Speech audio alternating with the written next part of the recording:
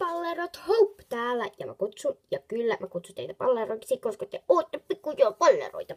Niin, tänään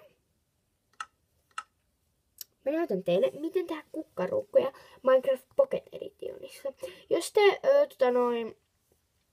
haluatte tehdä kukkaruukkuja Xboxissa tai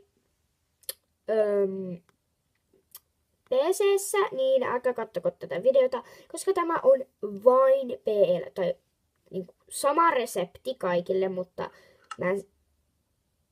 sama resepti kaikille, Xboxille, PClle, PElle, mutta erilainen niinku mut joo. Aloitetaan. Eli ensimmäiseksi tarvitset nämä asiat, clayia ja jotain puuta tai koolia tai charcoalia. Niin. Sitten sä menet tänne, laitat tän clayn tänne, laitat puuta alle, sitten odotellaan vähän sen.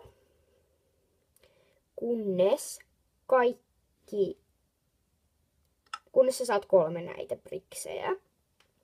Sulla voi olla nämä suomen kieleksi nämä jutut. Niin. Tarvitaan sit vain 3, mutta jos sä haluat tehdä monia kukkaruukkuja, sä tarvitset paljon. Enemmän kuin 3. Jep. Nyt meillä on 3.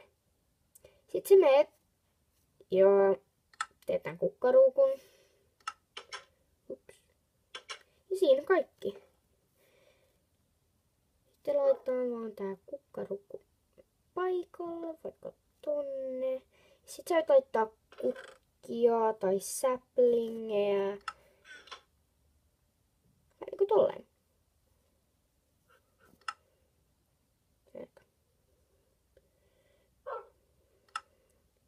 Kiitos kun katsoitte tämän videon. Mulla oli tosi hauskaa näyttää teille, miten tää tehdään. Ja